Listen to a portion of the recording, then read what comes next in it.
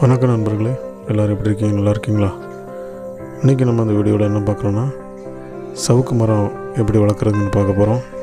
சவுக்கு மரத்துலேருந்து விதை எடுக்கிறதுலேருந்து அந்த விதையை முளைக்க வைக்கிறது எல்லாவற்றையும் இந்த வீடியோவில் நம்ம பார்க்கலாம்.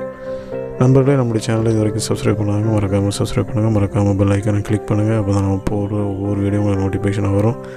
இதுவரை நம்முடைய சேனலில் அதிகமான வீடியோக்கள் இருக்குது. பாதாம் செடி வளர்க்குறது, ஆப்பிள் செடி வளர்க்குறது, இப்படி நிறைய வீடியோக்கள் இருக்குது. சேனலை விசிட் பண்ணுங்கள். விசிட் பண்ணது மட்டும் இல்லாமல் சேனலை சப்ஸ்கிரைப் பண்ணுங்கள், பெல் ஐக்கானை கிளிக் பண்ணிக்கொள்ளுங்க. நம்மளே நம்முடைய சேனலுக்கு நீங்கள் சப்போர்ட் பண்ணுங்கள். ஓகே, வாங்க வீடியோக்குள்ளே போகலாம். நண்பர்களே, இந்த மாதிரி அந்த மரத்தில் இருந்து விளைஞ்ச காயை பார்த்து நீங்கள் பறிச்சிருங்க. ஏன்னா அந்த விதை கீழே விழுந்தது பார்த்திங்கன்னா அந்த முனைப்பகுதி எல்லாமே ஓப்பன் ஆகிருக்கும்.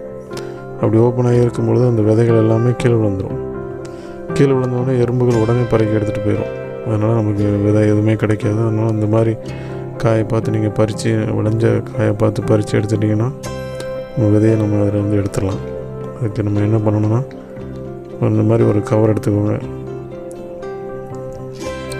விதை ரொம்ப லேசாக இருக்கும். அதனால் நீங்கள் வெளியில் காய வச்சிங்கன்னா அந்த காற்றுல பறந்து போகிறதுக்கு வாய்ப்பு இருக்குது. எறும்புகளும் பறக்க எடுத்துகிட்டு போயிடும்.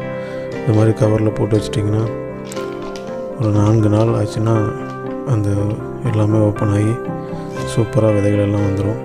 பாருங்கள்,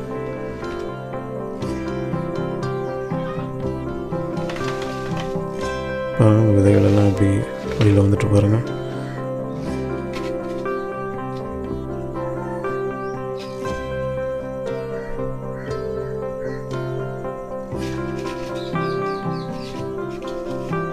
இது நம்ம முளைக்கிறதுக்காக நம்ம இதை பயன்படுத்தலாம். பாருங்கள், சவுக்கு மரத்தோட விதையை நீங்கள் பாருங்கள் எப்படி இருக்குது பார்த்தீங்களா? இதுதான் சவுக்கு மரத்தோட விதை. நீங்கள் சவுக்கு மரத்து அடியில் பார்த்தீங்கன்னா இந்த மாதிரி காய்ந்தது விழுந்து கிடக்கும். எல்லாமே அப்படி ஓப்பன் ஆகி தான் இருக்கும். அது ஓப்பன் ஆகி எல்லாமே விதைகள் எல்லாம் கீழே விழுந்துடும். நம்ம அந்த காயிலே நல்ல விளைஞ்ச காய் எடுத்து நம்ம அந்த மாதிரி பறித்து நம்ம அந்த கவரில் போட்டு நம்ம வச்சிட்டோம்னா அந்த விதையை நம்ம பத்திரமா எடுத்துக்கொள்ளலாம். ஓகே, இதை நம்ம எப்படி முளைக்க வைக்கலான்னு பார்க்கலாம்.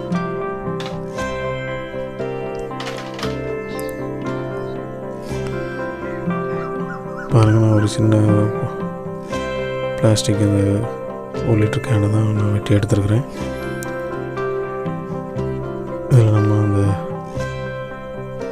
சவுக்கு மரத்தோட விதையை அதில் போட்டுடலாம்.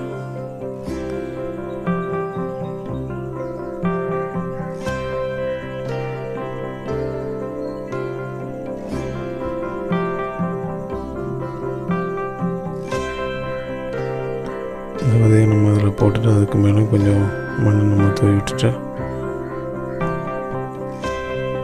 சவுக்கு மரத்து விதை எறும்புகள் உடனே எடுத்துகிட்டு போயிடும்.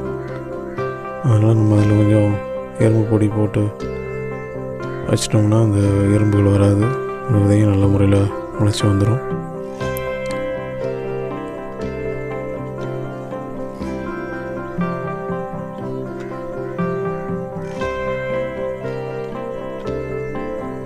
நம்மளுடைய சேனலுக்கு நீங்கள் சப்போர்ட் பண்ணுங்கள். சேனலை சப்ஸ்கிரைப் பண்ணுங்கள்.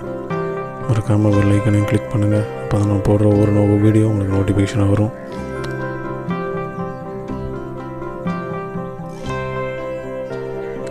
பாருங்கள், நான் எறும்பு பொடி அந்த டப்பாவோட கீழே தான் போடுறேன்.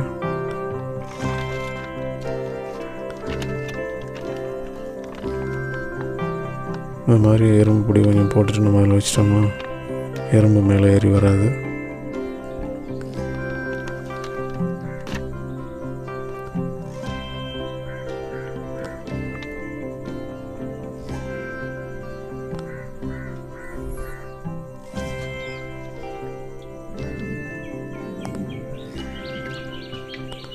நண்பர்களே, வீடியோ நீங்கள் பார்த்ததுக்காக மிக்க நன்றி.